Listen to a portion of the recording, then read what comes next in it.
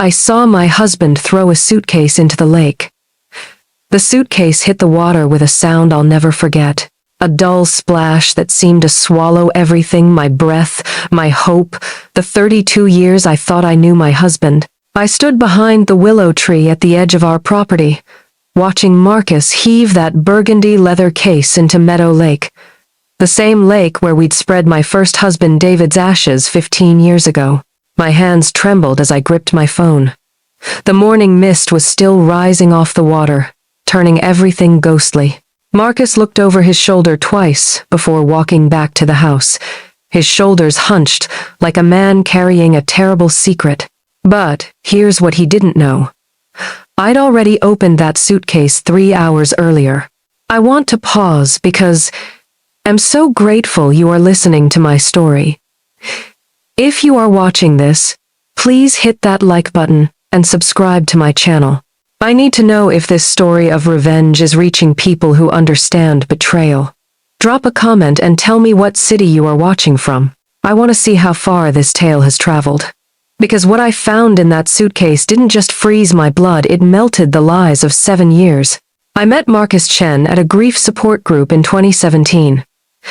I was 61, recently widowed, and David's life insurance had left me comfortable but lost. Marcus was 65, soft-spoken, a retired accountant with kind eyes and steady hands. He listened when I talked about David. He never rushed my healing. "Take your time," he'd say, bringing me chamomile tea in the blue mug David used to favor. Grief has its own clock. We married quietly in 2018. No big celebration, just Marcus, me, my daughter Jennifer, and her husband Tom at the courthouse. Marcus moved into my house, the house David and I had built together overlooking Meadow Lake, the house where every floorboard held a memory.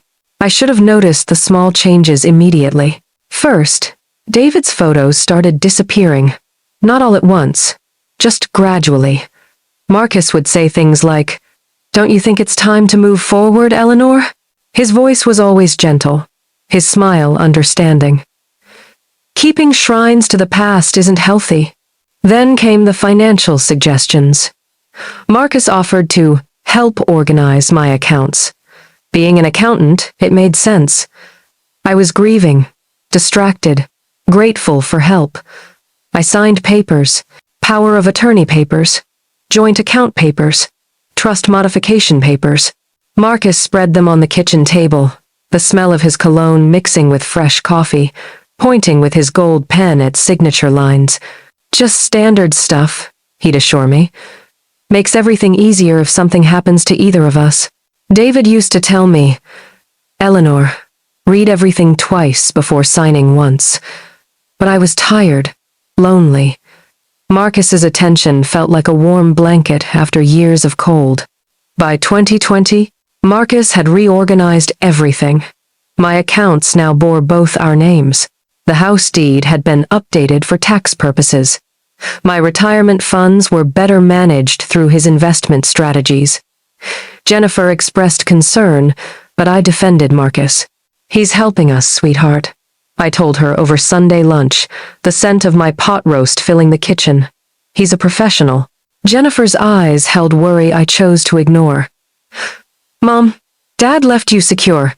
Why does everything need changing?" "Marriage is about trust," I said, repeating Marcus's words. The isolation started subtly.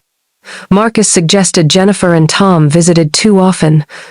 "We need our own life, Eleanor. They have their own family now."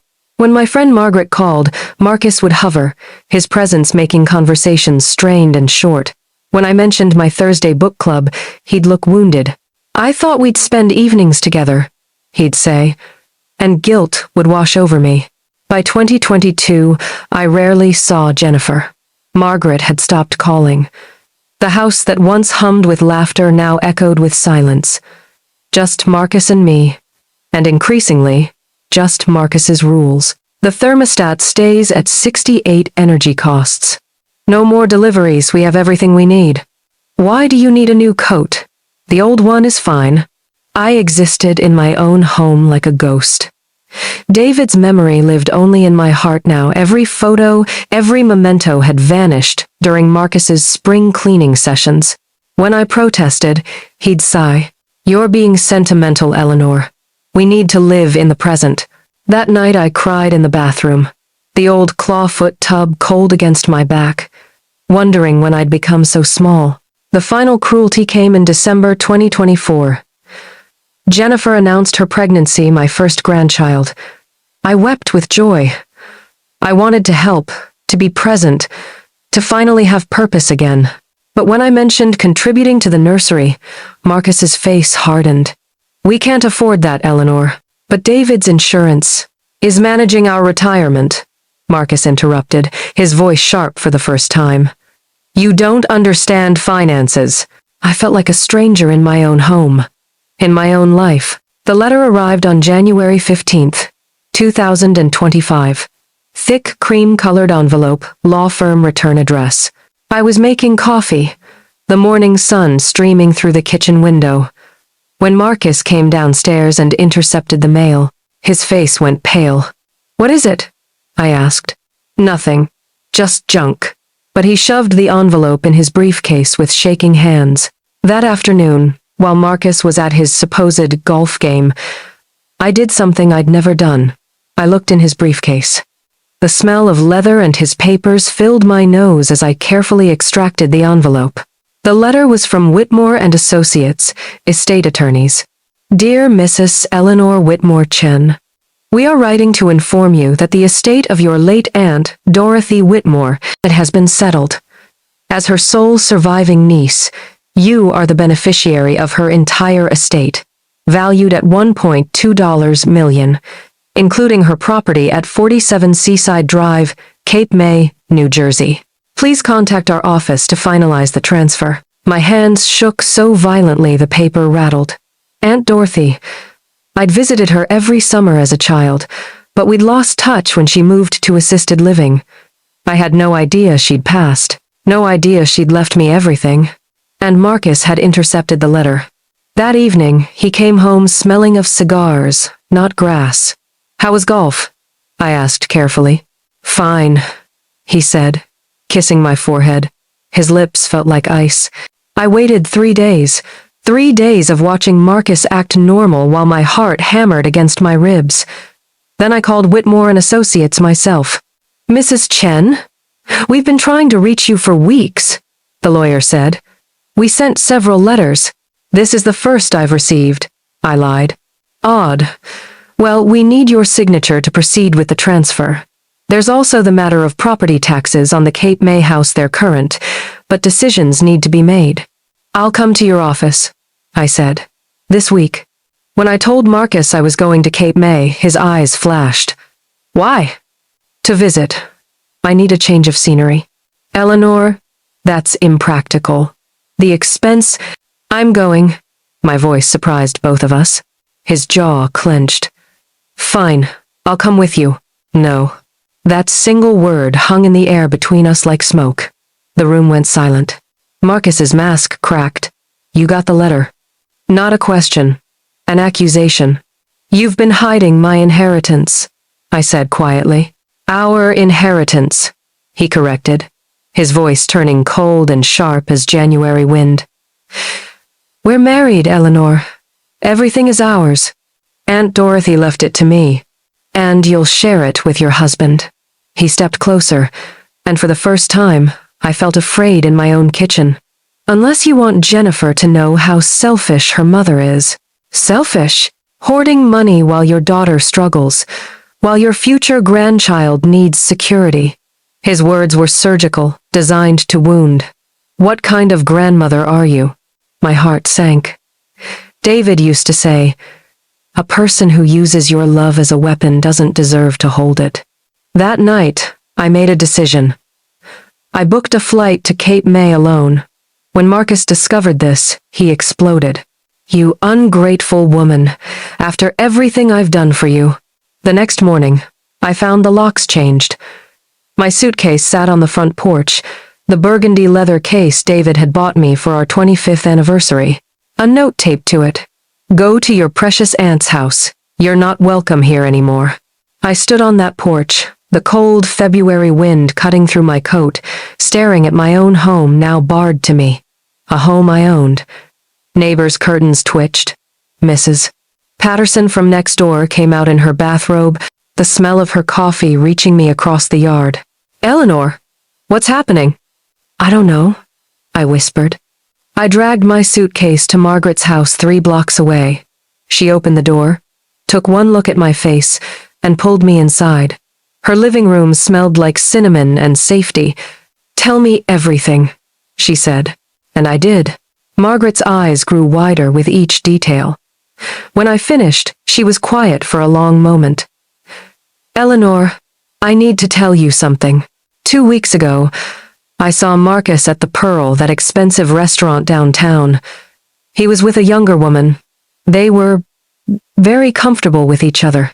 The room spun. What? I didn't want to upset you. But Eleanor, I think you need to really look at your financial situation. That evening, using Margaret's computer, I started investigating. What I found made me physically ill. I want to pause, because I am so grateful you are listening to my story. If you are watching this, please hit that like button and subscribe to my channel. I need to know if this story of revenge is reaching people who understand betrayal. Drop a comment and tell me what city you are watching from. I want to see how far this tale has traveled, because what happened next changed everything. The bank statements told a story Marcus never wanted me to read. Over 7 years, he had systematically drained $340,000 from my accounts. Transfers labeled investment opportunities and property maintenance and tax payments all went to an account in his name alone.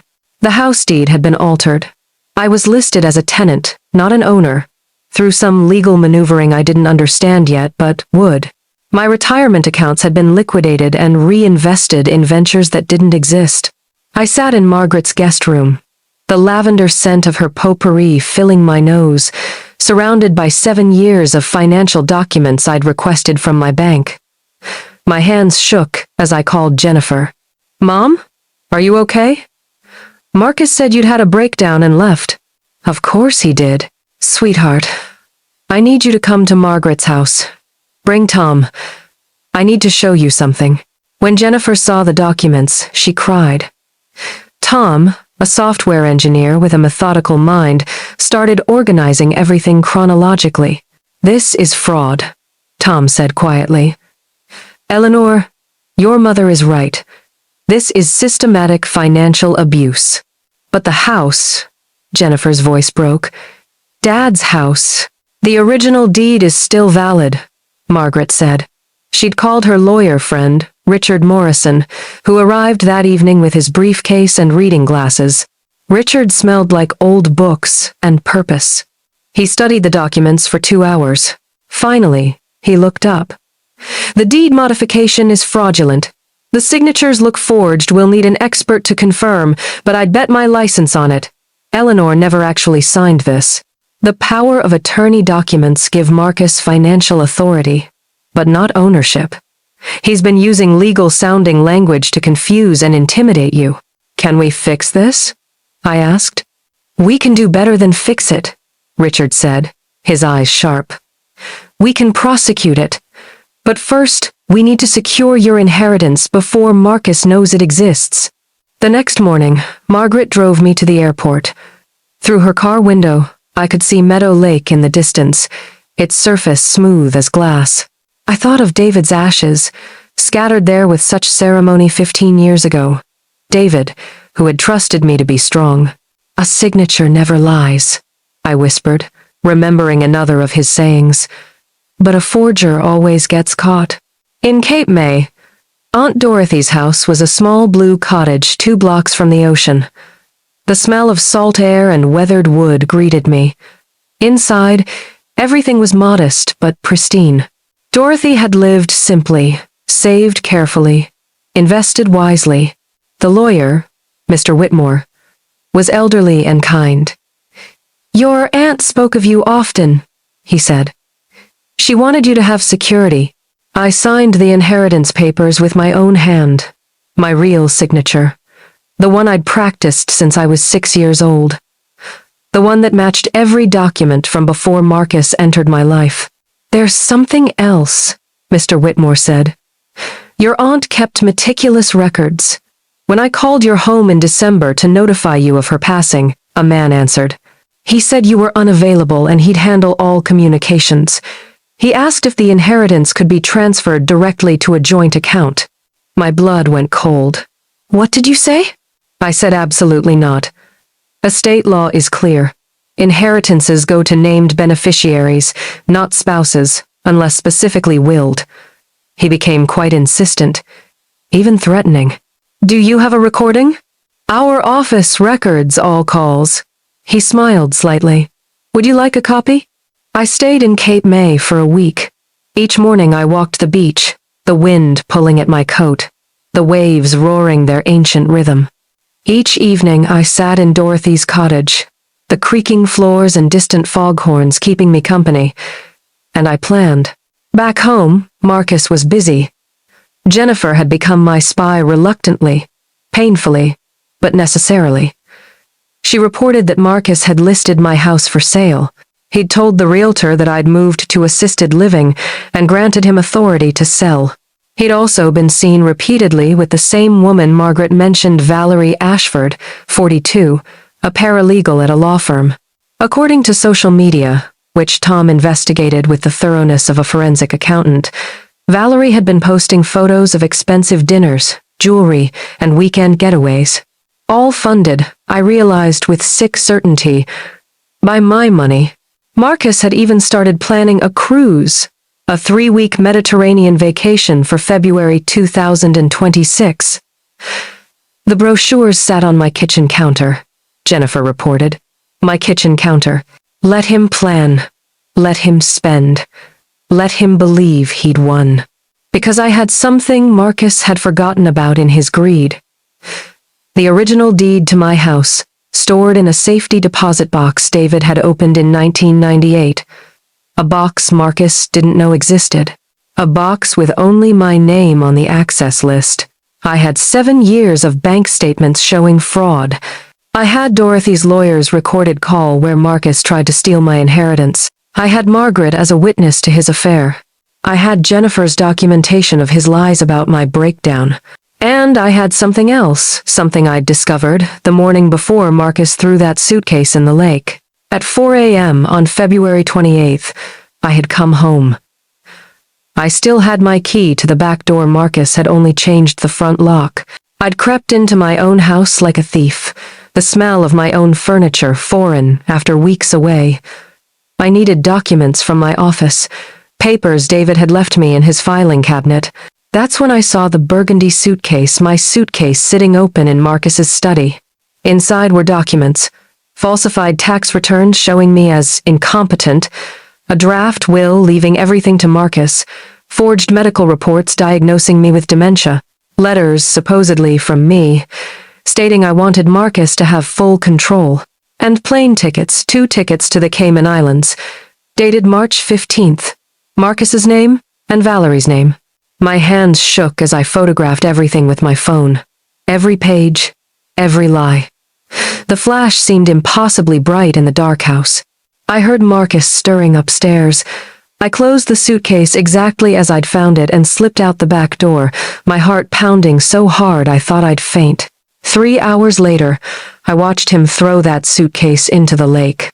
He thought he was destroying evidence, but I'd already copied everything. The originals were at the bottom of Meadow Lake, but the truth was stored on 3 USB drives, in 3 different locations, backed up in a cloud account Marcus didn't know existed. Marcus didn't just throw away a suitcase that morning. He threw away his freedom. Act 4. The Reckoning. The courthouse smelled like floor polish and consequence. It was March 3rd, 2025.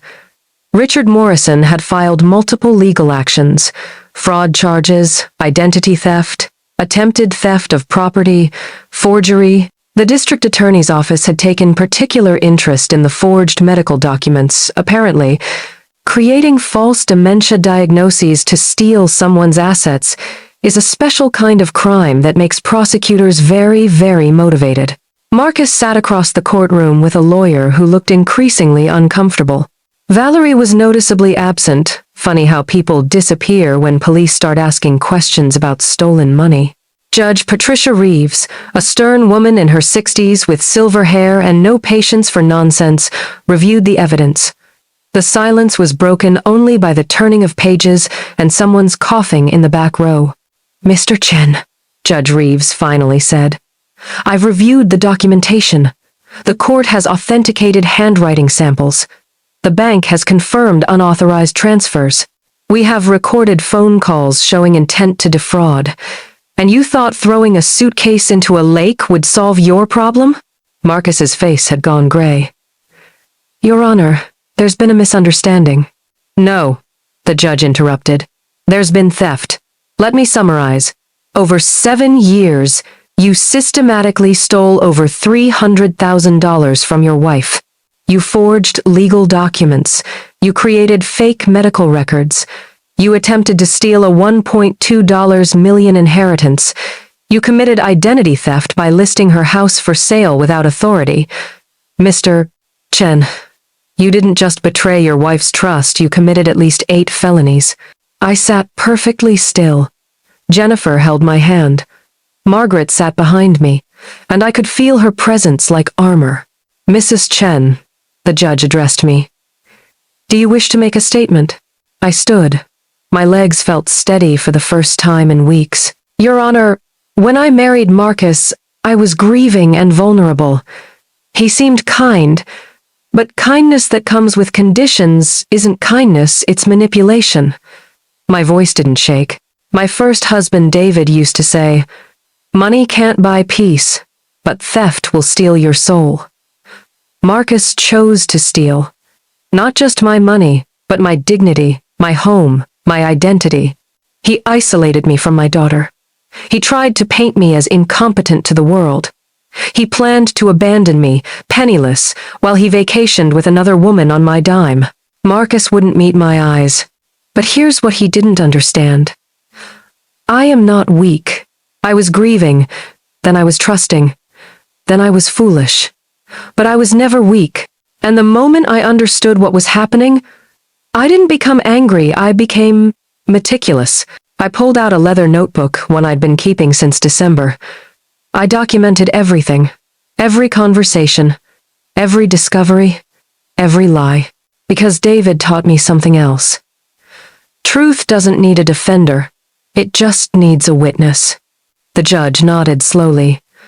"The court appreciates your thoroughness, Mrs. Chen." The proceedings lasted 4 hours. Witness after witness took the stand. Margaret testified about seeing Marcus with Valerie, about finding me locked out of my own home. Tom presented his forensic analysis of the financial documents, explaining in clear terms how each transfer was unauthorized.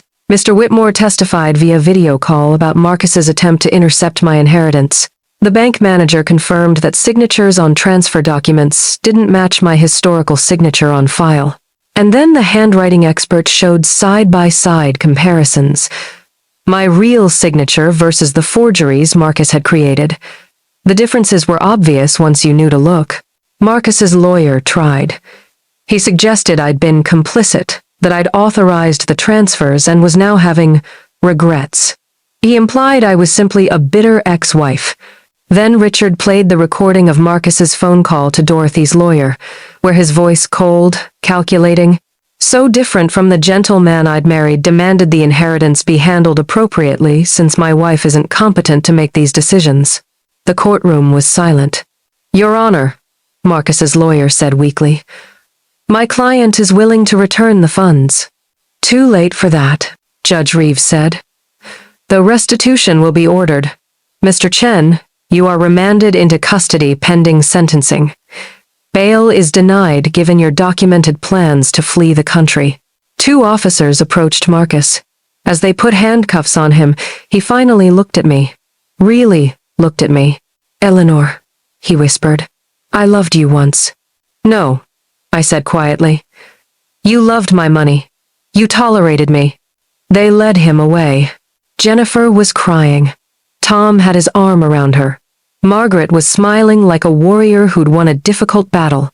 Outside the courthouse, the spring air smelled like rain and new beginnings. Reporters were waiting. The story had made local news. "Mrs. Chen, how do you feel?" "Tired," I said honestly, "but free." "What's next for you?" "I'm going home," I said. "To my house, to my life, to my daughter and my future grandchild." That evening, I stood in my kitchen again. The locks had been changed back. The smell of my own coffee filled the air. David's photos were back on the walls. Jennifer and Tom had found them all in the attic, where Marcus had stored them. I made tea in David's blue mug and sat at the kitchen table, watching the sun set over Meadow Lake. The water was calm. Somewhere at the bottom was a burgundy suitcase full of lies. But the truth had risen to the surface. Truth always does. 3 months later, I was sitting on the porch of Aunt Dorothy's cottage in Cape May. The ocean breeze carried the smell of salt and summer flowers. My granddaughter Emma Rose slept in her carrier beside me, making small sounds like a bird. Jennifer and Tom had decided to relocate here for Tom's job. They'd asked if they could live in Dorothy's cottage while they looked for their own place. I'd said yes immediately, then made a decision that felt right in my bones. I signed the cottage over to Jennifer. Free and clear. She cried when I gave her the deed. "Mom, this is too much." "It's exactly right," I said. "Your father would have wanted this. Dorothy would have wanted this. And I want this. You need security for Emma. This is how family should work, supporting each other, not stealing from each other." The legal proceedings had concluded. Marcus was sentenced to 7 years in prison. The judge had not been lenient. Restitution was ordered, every dollar repaid, plus damages, plus legal fees. His pension would be garnished indefinitely. Valerie had faced charges too. She'd knowingly helped Marcus forge documents using her paralegal skills. She lost her job, her license, and her freedom for 18 months. I didn't feel joy at their punishment. I felt nothing. They had written their own consequences. The house on Meadow Lake was mine again, fully legally mine, with new deeds and new locks and new peace. I decided to keep it but make changes. David's photos were displayed proudly. I'd started hosting Sunday dinners again. Margaret, Jennifer's family, neighbors I'd lost touch with. The house hummed with life again. I'd also created a trust fund for Emma Rose, managed by an independent trustee, protected from everyone, including me. She'd have security I could guarantee. That felt like the best revenge possible, building something good from something terrible. On Sundays, I'd drive to Cape May and spend the week with Jennifer and Emma. On Thursdays, I'd return home for my book club, which I'd rejoined. Margaret and I had lunch every Wednesday. My calendar was full in ways that felt nourishing, not obligating. Sometimes I'd take David's photo from the mantel and talk to him like I used to. "You were right about everything," I'd tell him. The signature thing especially. I'd learned something through all of this. Betrayal doesn't make you weak. How you respond to it defines your strength. I could have stayed silent. I could have accepted Marcus's narrative that I was incompetent or crazy. I could have let shame keep me isolated. Instead, I documented. I reached out. I asked for help. I trusted my daughter, my friend, my instincts. And I fought back not with anger, but with truth. If you're still here, you've traveled with me through the darkest valley and out into sunlight again. You've heard about the suitcase in the lake, about forged signatures and stolen money, about a man who chose greed over honor. But more importantly, you've heard about resilience, about the power of documentation, about communities that show up for each other, about daughters who stand with their mothers, about lawyers who believe in justice, about judges who see truth clearly. David used to say one more thing I haven't shared yet. "Eleanor, you're stronger than you know, kinder than you believe, and braver than you feel." He was right. I'm 68 years old now. I'm a grandmother. I'm a homeowner, a friend, a book club member, a Sunday dinner host. I'm someone who survived betrayal and came out whole. And I'm someone who will never, ever sign a document without reading it twice. Drop a comment below telling me what city you're watching from. I'd love to know where this story has reached, whose heart it's touched, who else knows that you can lose everything and still have yourself. Hit that subscribe button if stories of survival resonate with you. If you believe that truth matters. If you know that dignity is worth fighting for. Thank you for listening. Thank you for being here. Thank you for every comment and like. They tell me I'm not alone in this journey. The suitcase is at the bottom of the lake, but I'm standing in the sunlight. And that's the ending that matters.